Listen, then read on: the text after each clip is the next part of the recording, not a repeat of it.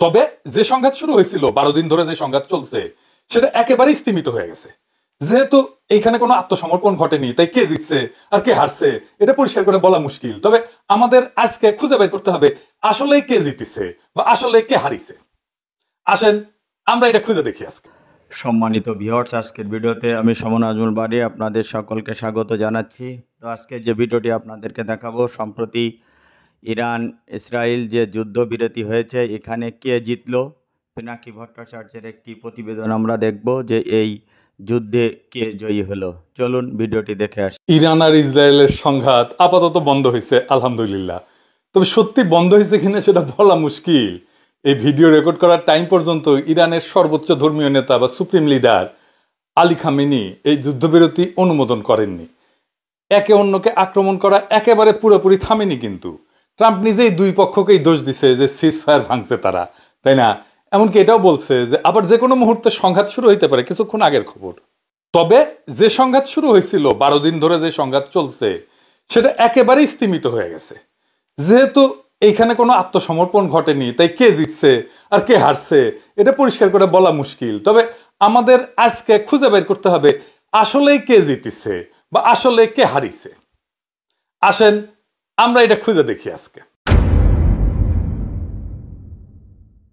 প্রথম কথা হইতেছে, ইসরায়েল একা পারে না ইরানের সাথে লড়তে। তারা জর্ডান সাপোর্ট করছে, সৌদি আরব তার এয়ার স্পেস ব্যবহার করতে দিচ্ছে। মুসলমান দেশ দেখছেন কেমনে পারে, আর পারবি না কেন? হাসিনাও তো মোদিরে মারা দেয়, তাই না? ফ্রান্স ইউকে জার্মানি সাপোর্ট দিছে, ডিপ্লোম্যাটিক সাপোর্ট। নেতানিয়াহু ফ্রান্স আর ইউকের কাছে সাহায্য চাইছিল যেন তারা ইরানের মিসাইলকে আটকায়। ওরা অবশ্য এটা যায়নি, করেনি। শেষ পর্যন্ত ইসরায়েলকে তার বাপ আমেরিকাকে ডাকতে হয়েছে। বাপ আইসা বলছে বাংকার ব্লাস্টার মাইরা পারমাণবিক স্থাপনা ধ্বংস করব। বোমারও বিমান পাঠাইছে, 38 ঘন্টা ফ্লাই করিয়া গেছে, মারছে ওখানে বোমা। এখন আমেরিকান হুয়ান দ্বারাই বলে কিছুই হয় নাই পারমাণবিক স্থাপনায়। বুঝেছেন তো কি বালটা মারলো আমেরিকা। এই যে দি টাইমস, এটা কিন্তু ওই যে টাইমস পত্রিকা না, ওই যে ম্যাগাজিন না, এটা টাইমস হচ্ছে পত্রিকা। এটা গত বছর একটা আর্টিকেল লিখেছিল, খুব গুরুত্বপূর্ণ আর্টিকেল। এটা কলে ফ্রি পাওয়া যায় না, তাই দেখাইতেছি। উনি বলেছিল যে ইসরায়েলের নিরাপত্তা ইস্যুতে নিজের সিদ্ধান্ত নিজে নেওয়ার ক্ষমতা নাই। তাহলে ওই দেশের সার্বভৌমত্ব আছে বলেন? কারণ তাকে নির্ভর করতে হয় অনেকগুলো দেশের উপরে, একটা দেশের উপরে না, একটা না। তাই সে নিজে তার নিজের সিদ্ধান্ত নিতে পারে না, নিজে অ্যাক্ট করতে পারে না। তাই হয়েছে এবার এই লড়াই ইসরায়েলের অসংখ্য দুর্বলতা ধরা পড়েছে। সে আসলে ইরানের কাছে হাইরা গেছে, গোহারা হারছে। তো কি কি দুর্বলতা ধরা পড়েছে আসেন সেটা দেখি। ড্রোন সোয়ার্মের বিরুদ্ধে ইসরায়েলের কোনো সক্ষমতা নাই। এখন আপনারা কইবেন যে সোয়ার্ম জিনিসটা কি? সোয়ার্ম হইতেছে একসাথে অসংখ্য ছোট ছোট ড্রোন বা রোবটের ঝাঁকে ঝাঁকে সমন্বিত এবং সম্মিলিত আক্রমণ। আপনারা দেখেছেন না, অসংখ্য আগুনের গোলা ছুটে যাইতেছে ইরানের দিকে, আশেপাশের দেশ থেকে সেইগুলো দেখে নাচানাচি করিচ্ছে মানুষজন। হ্যাঁ, খুব মজা লাগছে গলে, তাই না?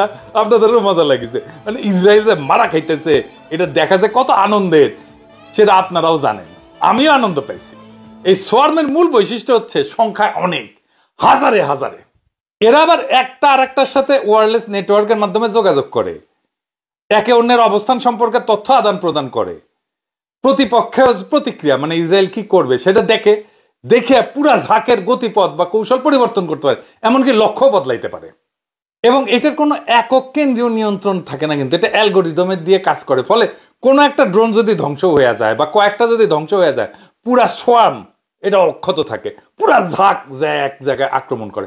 এখন এই ঝাঁকের প্রত্যেকটা আলাদা আলাদা কইরা ওই যে আয়রন ডোম আছে, আয়রন ডোম বুঝেছেন না, ওই যে ছাদের মতো, মানে ওই ইসরায়েলের দিকে কোনো বোমা বা মিসাইল ছুড়লে ইসরায়েল আর একটা পাল্টা মিসাইল ছুড়ে ওইটারে ফাটায় দেয়, আকাশেই ফাটায় দেয়, ফলে ক্ষতি করতে পারে না।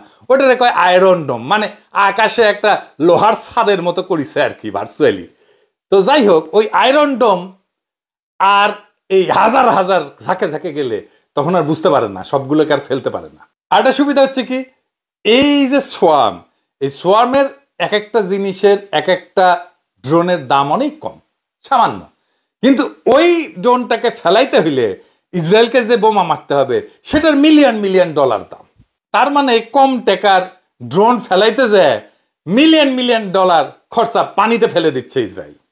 আবার এই ঝাঁকে ঝাঁকে আক্রমণ করার একটা সুবিধা আছে। সুবিধা হচ্ছে প্রচুর সংখ্যক লক্ষ্যবস্তুকে একসাথে আক্রমণ করলে শত্রু রাডার, এয়ার ডিফেন্স সিস্টেম, যেমন এই যে আয়রন ডোম এটা আর কাজ করতে পারে না ঠিক মতো।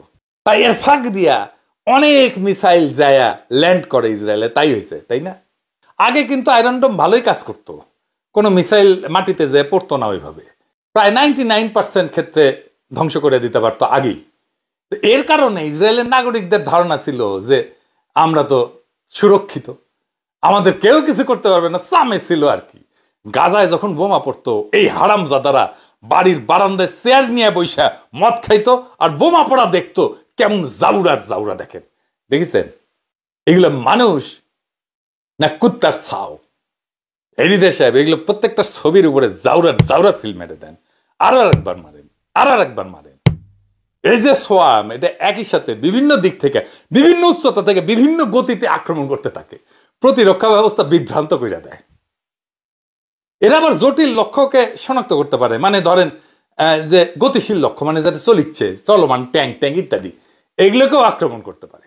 তো ইরান করতো কি, প্রচুর সংখ্যক, প্রায় 1000-এর মতো কম দামি এবং ধীর গতির শাহেদ ড্রোন একসাথে সোয়ার্ম হিসেবে পাঠায়। এই ধরনের বড় সংখ্যক লক্ষ্যবস্তুকে একসাথে শনাক্ত করা, এটাকে ধ্বংস করা যে কোনো বিমান প্রতিরক্ষা ব্যবস্থার জন্য একটা বিশাল বড় চ্যালেঞ্জ। আয়রন ডোম এই কারণে কাজ করতে পারেনি। আর এই ড্রোন পাঠাইছে, আর একই সময় ইরান ক্রুজ মিসাইল পাঠাইছে এবং সুপারসনিক ব্যালাস্টিক মিসাইল পাঠাইছে, এবং সুপারসনিক ব্যালাস্টিক মিসাইল খুব বেশি দেশের নাই, এমনকি আমেরিকারও নাই। দেখেছেন না, একেবারে বিদ্যুৎ গতিতে যে একেবারে পড়িচ্ছে একটা মিসাইল। এই যে সমন্বিত হামলা, এটা মোকাবেলা করা ইসরায়েলের প্রতিরক্ষা ব্যবস্থার জন্য খুবই একটা জটিল সমস্যা ছিল, এবং পারেওনি তারা।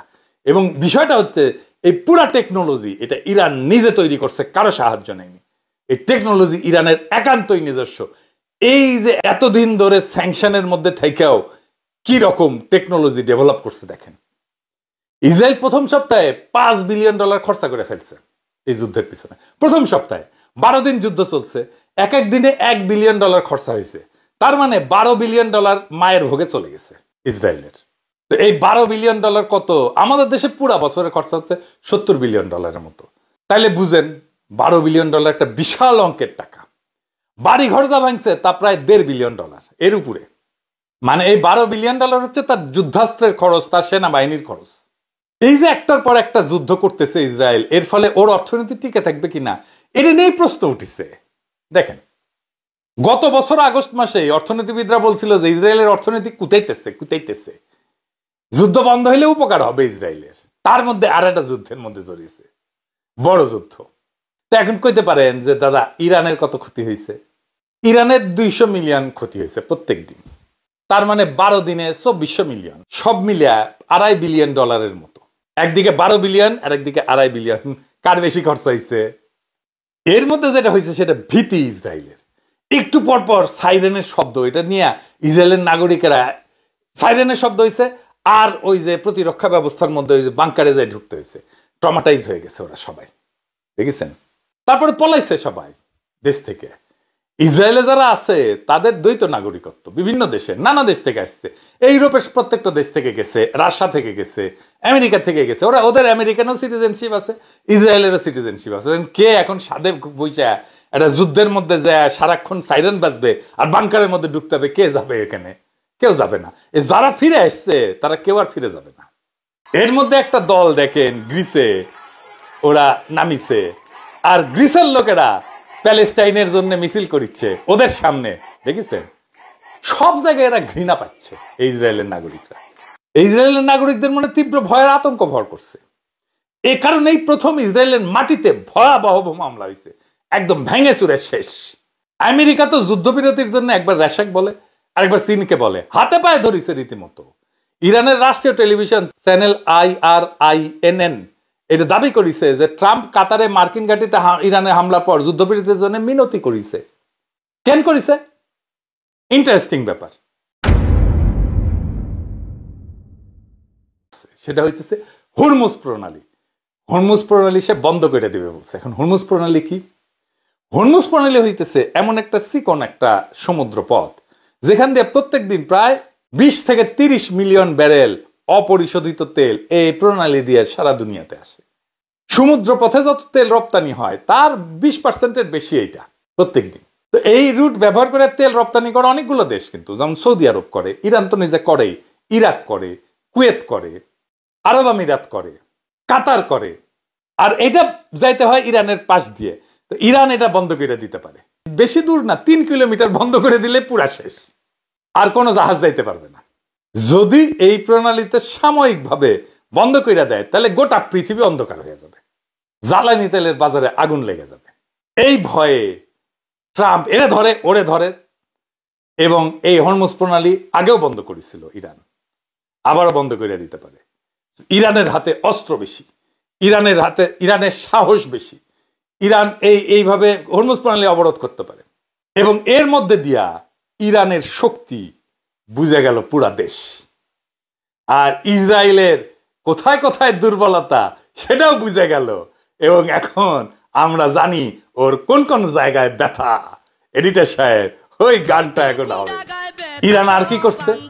ইরান জাতিসংঘের পারমাণবিক কর্মসূচি, যেটা আন্তর্জাতিক পারমাণবিক শক্তি সংস্থা IAEA, international atomic energy agency, যেটা সমস্ত পারমাণবিক কর্মসূচির দেখভাল করে, তার সাথে সমস্ত সম্পর্ক ছিন্ন করছে। তার মানে সে বিনা বাধায় তার পারমাণবিক কর্মসূচি চালায় যাবে, পারমাণবিক বোমা বানায় ফেলবে।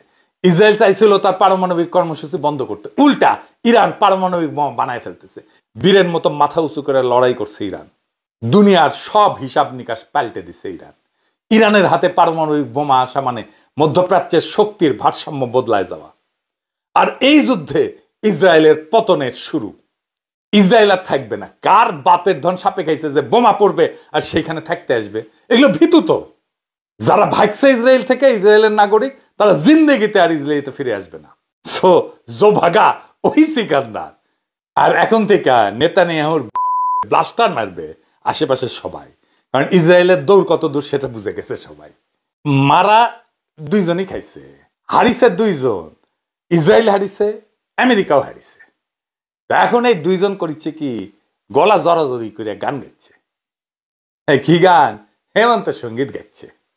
আঙ্গারে সেকুলার মুক্ত মনা প্রগতিশীলরা, হিন্দুত্ববাদীরা সাপোর্ট করেছিল, ওরা সায়নার নিয়ে যায় দুইজনে গান শিখে দিল নি, ভালো হইলেনি। কি গান গাইছে এই দুইজন মিলে গলা জড়াজড়ি করিয়া? ওই নেতানিয়াহু আর ট্রাম্প শোনানো লাগবে।